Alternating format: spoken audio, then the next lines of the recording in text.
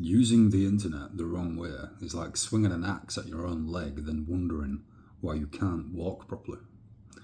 You know, world problem fatigue is real. Constant exposure to wars, disaster, outrage, strong opinions, politics, death, collapse, division, delusion, arguments, comparison, juxtaposition of lifestyles. This all creates world problem fatigue. You can start carrying the world's problems and ultimately you will never be able to solve them. And in the process, you'll begin neglecting the life right in front of you being yours. The answer is not ignorance to this, it's boundaries. What you let in your mind. Similar to eating food. If you try and eat a brick, then you will die, because you cannot digest concrete. But if you consume nutritious foods, fruits, vegetables, and fresh meats, you'll be strong and you'll have good vitality because those things are meant for you. There are some things in the world which we consume on a daily basis which we are not meant to consume. And the internet is essentially a tool. I look at the internet as a tool. Not always, but 90% of the time, just a tool. And this is something which I have taught myself to do over time. Think the analogy, an axe. If you pick up an axe and you're in the forest and you chop down a tree, that's great use of that tool because you can improve the quality of life. You could build a house from that tree, or a table, or a boat, or sustain a fire for many days, which will keep you warm, improving the quality of your life. Equally though, you could pick up that axe, swing it round, and then chop off your leg. And then all you're left with is one leg, an axe on the floor, essentially a useless piece of wood with some metal on the end whilst you are bleeding out. Or you could, use the axe and do the former thing, which is to build a house or a table or whatever it is you want to use the wood for. And the internet is the same. You can log on the internet and you can use it to your benefit, or you can be blasé and have it be your own detriment. You can swing the internet around and on the other side you'll end up with a mental illness. And I say this in a serious tone because I sincerely believe that the internet causes mental problems amongst many, many, many millions of people.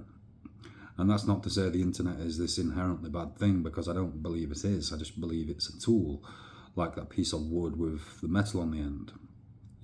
It can be used in a very positive way, or it can be used in a way in which isn't so positive. I don't think you should be waking up every day and having constant exposure to the world's problems. Empathy is a good thing, but empathy in its natural state can only extend to a certain limit before it just becomes weaker. It's a bit like gravity. The further away you get, the weaker the gravitational force is. For example, the planets and the suns and the stars, and suns are stars, and the things which are in the Andromeda galaxy do not feel the gravity of Earth because they are simply too far away. So why would they? And empathy is basically the same. Empathy generally is there as a human emotion for your friends and for your family, so that you are a caring person amongst them, and that you can put yourself in their shoes and you can help them. You can think about their life and you can think about how things may impact them, and this helps glue family and friends together. This helps form societies, essentially. But caring for the entirety of the world's problems is going to stretch you so thin that there is nothing left for the person, which is you. That will create mental problems. I am almost certain of that. I'm not a psychologist, I'm not a doctor, but I know that if you spread yourself too thin, then there is nothing left for you. You're not designed to emotionally process the suffering of the entire planet every morning before breakfast. You're meant to wake up, generally, ideally with some daylight shining through your window, blessing your surroundings with photons and maybe then divulging in some Weetabix or a cup of tea or a cup of coffee or some orange juice or something of the sort. You're not meant to be digesting and divulging into the entirety of the world's problems, because world problem fatigue is real. And I find myself with an autopilot. I read a book once called The Chimp Paradox, and in that book it speaks on things about gremlins, which are essentially sort of negative thought processes, and autopilots, which are more of a positive mental strategy in dealing with the gremlins. And you could argue that the gremlins are, checking your phone because it just feels comfortable, or the distraction of going on your phone and scrolling is better than dealing with the immediacy of any problem in your actual life.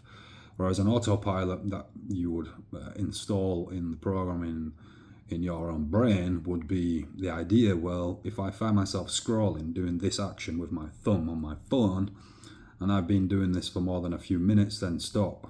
Essentially stop. You need a trigger in your own brain, just like a programming language. In the programming language world, you have things called triggers.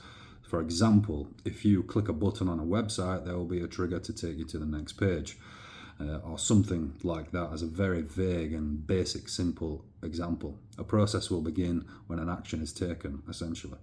And you need to do the same for your own brain. An action needs to be taken when a process begins. You need to be able to catch yourself in these moments to stop it from occurring. And this will help. This will help you understand better usage of the thing we call the World Wide Web.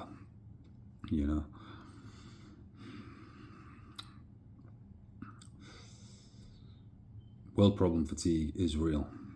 And I do not want you to be fatigued, or to have to deal, or to even think you can deal with the world's problems. You can deal with many things, and you can deal with problems all around the world. And I'm sure that if you put your mind to good use, you can solve and resolve and bring results to many different places. However, you should know your limits. You should recognize your capability, your ability, and focus on the person that you are. And this is going to be the best thing for you, for those around you, and by extension, those further afield, and then the world at large.